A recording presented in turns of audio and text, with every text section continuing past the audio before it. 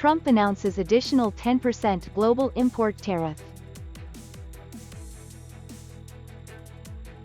Strengthening Vietnam, U.S. cooperation in science, technology and innovation. Nghệ An enterprises expand into CPTPP markets. Hello everyone, you're watching today's news on NTV channel. My name is Đăng. Let's get started. U.S. President Donald Trump said he signed an order to add a 10% tax on goods imported from all countries. He said the new tariff will start almost right away.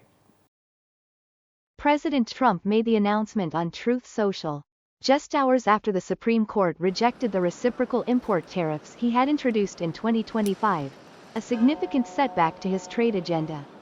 The new order is based on Section 122 of the Trade Act of 1974, which allows tariffs to be imposed for up to 150 days without congressional extension. The additional 10% tariff will be added to existing duties that remain in place following the Supreme Court's ruling, which invalidated tariffs Mr. Trump had imposed under the International Emergency Economic Powers Act.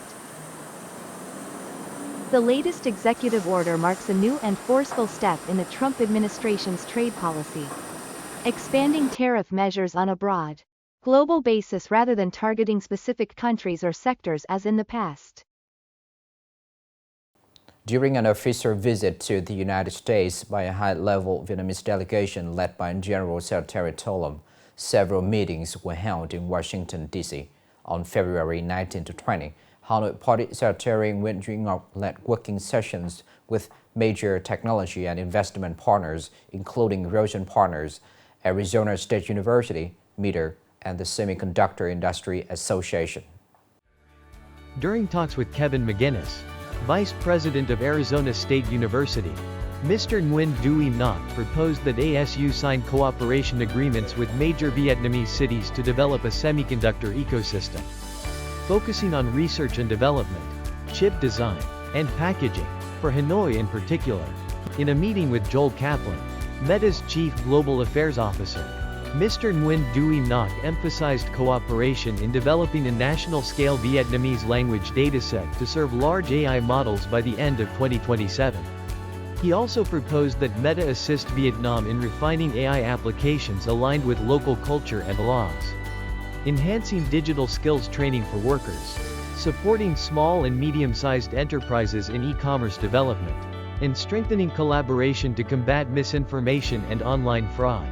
At a separate meeting with John Neufer, president of the Semiconductor Industry Association, the Hanoi Party secretary proposed short-term training cooperation and mutual recognition of workforce certification for Vietnamese STEM students.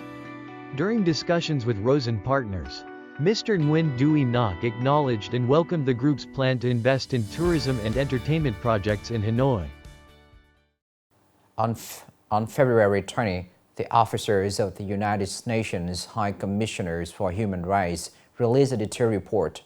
The report describes how hundreds of thousands of people from many countries were trafficked into online scam operations, mainly in Southeast Asia and some other regions.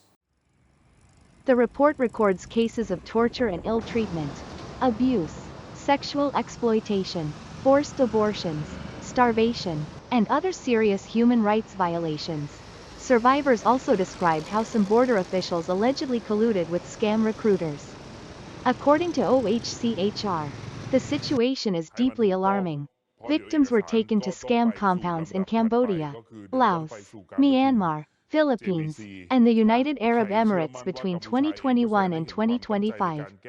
Most victims came from Bangladesh, China, India, Myanmar, Sri Lanka, South Africa, Thailand, Vietnam, and Zimbabwe. In a related development, authorities in Phnom Penh, Cambodia, inspected 2.709 locations suspected of involvement in online scam activities between February 3 and 18. More than 21,000 foreign nationals were identified, including 6.683 women. Coming up next are some data news. From the very first days of the new year, Seaports in Vietnam's north-central region have been busy receiving import and export cargo vessels. At the Lao Viet International Port, several large-capacity ships have docked to transport iron ore, tin, and wood chips. The operation of berth number 3 has helped increase handling capacity, meeting rising demand. Meanwhile, the Kua Lo port handles dozens of domestic and international vessels each month. Thanks to administrative reforms, reduced transport and tax costs, and expanded logistics services, many businesses have selected the port as a cargo transshipment hub. The vibrant activity seen from the beginning of the year is expected to provide momentum for regional import-export growth, while also signaling a positive outlook for economic recovery and investment attraction in the year ahead.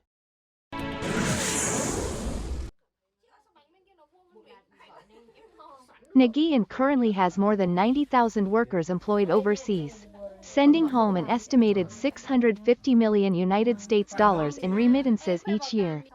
This financial inflow is significantly reshaping the landscape of many rural communities across the province. In localities considered hubs for overseas labor, rows of multi-story houses have emerged, transport infrastructure has been upgraded, and commercial and service activities have expanded rapidly. Remittances have not only improved living standards but also provided a vital resource for local authorities to meet advanced rural development and model new rural standards. From once underdeveloped areas, many communes in Nghệ An are now undergoing visible transformation, fueled by the steady contributions of overseas workers.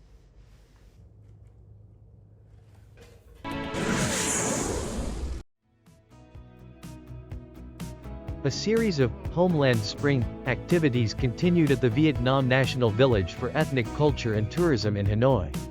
Honoring cultural identity, strengthening national unity, and bringing a vibrant traditional Tet atmosphere to visitors.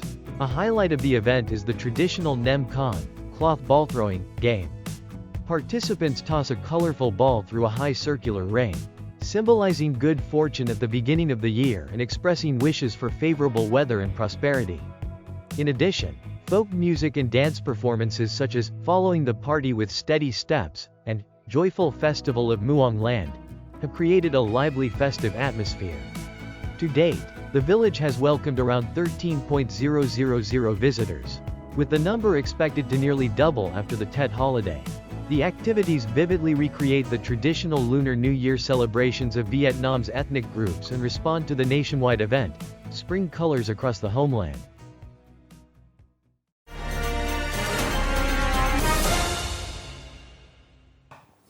International economic integration is entering a new stage, with new free trade agreements that have high standards and wide coverage. One of them is a comprehensive and progressive agreement for Trans-Pacific Partnership, which makes up about 13% of global GDP, is open a large and promising market for businesses. For companies in Nghệ An province, the agreement offers a chance to benefit from lower tariffs, enter stable and high-quality markets, and reduce risk from market changes. In the agricultural sector, the Comprehensive and Progressive Agreement for Trans-Pacific Partnership, CPTPP, is opening up significant opportunities for processed agricultural products from Nghệ An to expand their reach and access high-quality markets. Over the past 5 years, Luong Sun Food Production and Trading Co. Limited has exported tons of traditional rice crackers to Australia and Japan, both CPTPP member countries. Chúng tôi sẽ cố gắng mở rộng thị trường các nước như Anh, Mỹ. We will strive to expand into markets such as the UK, the United States and Canada to increase our company's output and create more jobs for local workers.